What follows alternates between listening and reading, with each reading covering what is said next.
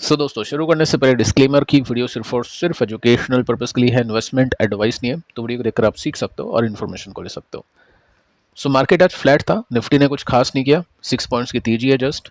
और Nifty bank नीचे जाके बंद हुआ। मिड कैप की हालत भी अच्छी नहीं थी, स्मॉल कैप काफ़ी बुरी तरह से नीचे आके बंद हो चुका है। 1.26% का ड्रॉप है।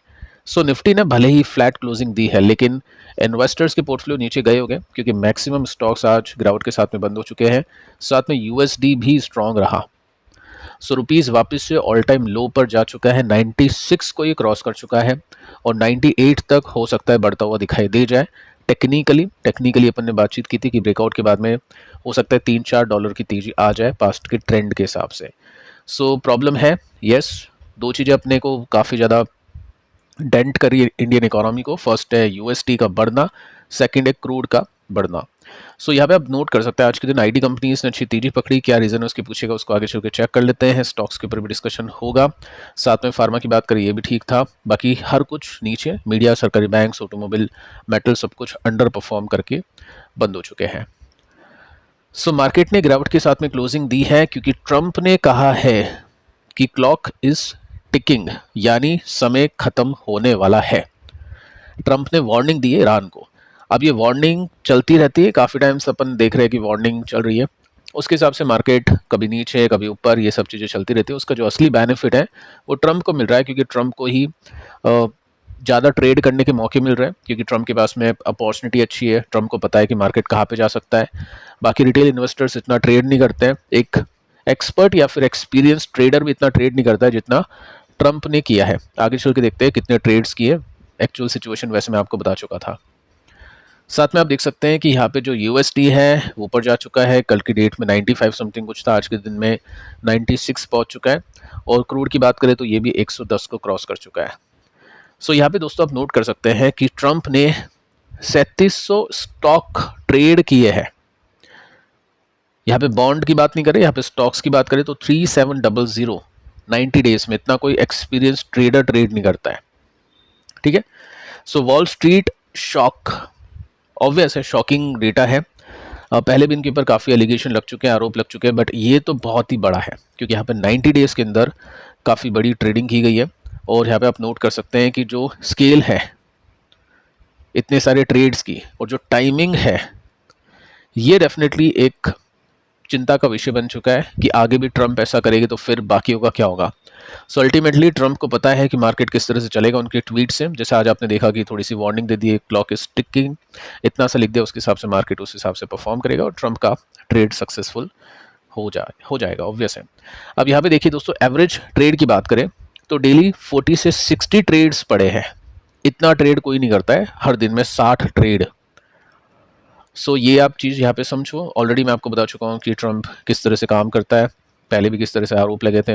अभी ट्रंप के बेटे ने भी काफ़ी अच्छी ट्रेडिंग की थी, क्रिप्टो मार्केट के अंदर भी काफ़ी अच्छी ट्रेडिंग ये लोग कर लेते हैं। सेकंड, आपको ये देखना है कि इस वॉर का सबसे ज़्यादा फायदा ट्रंप और ईरान को ही हो रहा है। पहला तो ट्रेडिंग, सेकंड आगे चल के चेक करते हैं। यहाँ पे आप नोट कर सकते हैं, ग्लोबल ऑयल प्राइस और बॉन्ड यील्ड बढ़ गए जैसे ही ट्रंप ने वार्निंग दी है कि पीस टॉक से तो कुछ होगा नहीं, अब एक्शन लेना पड़ेगा, क्योंकि पेशेंस मेरा लूज हो रहा है, ठीक है। अब हुआ क्या है, सबसे पहले ट्रंप ने ये कहा तो उसके बेसिस पे ऑयल बढ़ गया। अब ट्रंप ने कुछ और कमेंट्री दी, उसके बेसिस पे ऑयल यहाँ पे एकदम से नीचे गिरा। क्या वो कमेंट्री थी, उसको एक बार अपन देख लेते हैं। यहाँ पे दोस्तों न्यूज़ आती है आज शाम को 5 बजे के आसपास, जिसके अंदर आप सिंपली नोट कर सकते हैं कि यूएस ने एक्सेप्ट कर लिया है temporary lifting of Iran oil sanction. इसका मतलब क्या है, ईरान के ऊपर सैंक्शंस लगे थे कि ईरान से जो कंट्रीज़ हैं वो ऑयल नहीं ले सकती हैं। ईरान अल्टीमेटली एक्सपोर्ट नहीं कर सकता है खुल के या फ्रीली या लीगली।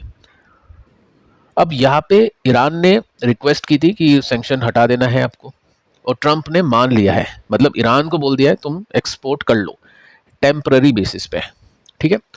ये एक पॉइंट था जिसकी वजह से यहाँ पे क्रूड का जो प्राइस है वो नीचे गया। और यहाँ पे देखिए, आप ये भी देख सकते हैं, क्योंकि अभी प्रॉब्लम चल रही है, इंटरनेशनल एनर्जी एजेंसी पूरे वर्ल्ड की, ठीक है, इसमें आपको यहाँ पे वार्निंग मिलेगी कि कमर्शियल ऑयल और इन्वेंट्री घटती जा रही है रैपिडली, कुछ ही हफ्तों की बची हुई है। अब पॉपुलेशन वाइज अगर हम देखें तो अपन वर्ल्ड की सबसे बड़ी कंट्री है, एनर्जी की रिक्वायरमेंट अपनी सबसे ज़्यादा है, इंपोर्ट के ऊपर डिपेंडेंसी अपनी सबसे ज़्यादा है। तो बेसिकली अपने ऊपर बहुत ज़्यादा छूट होनी चाहिए कि हम फ्रीली कहीं से भी ऑयल खरीद लें। लेकिन देखो इंडिया ने यहाँ पे रिक्वेस्ट की थी, बट ट्रंप ने उस रिक्वेस्ट को माना नहीं। और यहाँ पे आप देख सकते हैं यूएस ने बोल दिया कि रशियन ऑयल आपकी खरीदने की जो लिमिट थी, जो छूट हमने दी थी, वो अब हो चुकी है खत्म। सो क्वेश्चन ये बनता है कि क्या इंडिया में फ्यूल प्राइस बढ़ेगी दोबारा? तो वो तो चलो अलग बात है, लेकिन यहाँ पे जो छूट है वो नहीं दी है। अब पॉइंट ये है, समझने वाली बात ये है कि जिससे वॉर चल रही है आप उसको छूट देते हैं ईरान को कि भाई तुम भी पैसे कमा लो, तुम भी एक्सपोर्ट करो ऊंचे दाम पे, और इंडिया को बोलते हैं कि तुम नहीं खरीद सकते रशिया से, क्योंकि तुम खरीदो ईरान से और तुम खरीदो यूएस से ऊंचे दाम पे, तभी तो दोनों पार्टीज पैसे कमाएगी। सो अल्टीमेटली ट्रेडिंग करके पैसे बन रहे हैं और अल्टीमेटली क्रूड को महंगे प्राइस में बेच के पैसे बन रहे हैं। रशियन ऑयल अपने रिफाइनरीज को काफ़ी सूट करता है, प्रॉब्लम नहीं होती, लेकिन जो यूएस का तेल है वेनेजुला का, वो काफ़ी प्रॉब्लमेटिक है रिफाइनरीज के लिए, वो महंगा भी काफ़ी है। सो डेफिनेटली यहाँ पे दिक्कत है, बट इसके लिए इंडिया ने क्या किया उसको एक बार अपन चेक कर लेते हैं। सो यहाँ पे भारत का कमेंट आता है कि इंडिया बाय कर रही है रशियन ऑयल, चाहे यूएस सैंक्शन हटाए या लगाए हमको कोई फर्क नहीं पड़ता है, इंडिया के ऑफिशियल्स ने ये कहा है। सो ये काफ़ी अच्छा डिसीजन है, इससे डेफिनेटली दुनिया को भी पता चलेगा कि अपन ऐसे नहीं है कि रिक्वेस्ट करनी पड़ेगी, तुम हाँ बोलोगे तो उसके बाद में अपन ये सब चीज़ें करेंगे। सो ये अच्छा पॉइंट है। बाकी लेट्स सी कि आगे क्या होता है, क्रूड कितना बढ़ता है और इंडिया के अंदर कुछ पार्शियल लॉकडाउन लगता है या नहीं लगता है, क्योंकि लिमिट हो सकता है पूरी हो जाए 60 डेज़ की, क्योंकि यहाँ पे अभी आप नोट कर सकते हैं हॉर्मुज ओपन नहीं है। सो कब रुकेगी वॉर? जब तक इनकी जेब नहीं भर जाएगी। सिंपल सा फंडा है, यूएस ईरान दोनों एक्सपोर्ट करके कमा रहे हैं, क्रूड जब तक ऊपर रहेगा इन दोनों का मन नहीं होगा वॉर को रोकने का, बाकी इनकी जेब भर जाती है तो हो सकता है ये वॉर रुक जाए और क्रूड एकदम से नीचे जाए। उसके बाद में इंडियन स्टॉक मार्केट काफ़ी अच्छा परफॉर्म करेगा। सो ये डेफिनेटली इन्वेस्टर्स के लिए एक अपॉर्चुनिटी है, क्योंकि ऐसा तो होगा नहीं कि हमेशा क्रूड ऊपर रहेगा, ऐसा आज तक हुआ नहीं है। क्रूड गिरा भी है 40% 60% भी गिरा है, उस समय इंडियन मार्केट ने काफ़ी अच्छा परफॉर्म किया है। टेक्निकली मैं आपको बता चुका था कि यहाँ पे कुछ खास है नहीं। टेक्निकली इंडिकेशन आप देख सकते हैं मार्केट है साइडवेज, और ठीक है यहाँ पे भी आप देख सकते हैं रेसिस्टेंस को निफ्टी ने तोड़ा नहीं। सो आज जो चली है वो आईटी कंपनीज चली है, आईटी स्टॉक्स के अंदर गजब की बाइंग आज हमने देखी है। सो रीज़न क्या है? फर्स्ट रीज़न यहाँ पे बताने की कोशिश है कि यूएसडी स्ट्रॉन्गर हो गया, इंडियन रुपीज़ वीक हो गया, तो मोस्टली अपन डॉलर में कमाते हैं, ज़्यादा प्रॉफिट होगा। ये सब कहने की बातें हैं, क्योंकि यूएसडी तो काफ़ी टाइम से बढ़ रहा है। आपका मेन फोकस होना चाहिए कंपनी की रिलेवेंसी के ऊपर कि एआई अभी आ चुका है।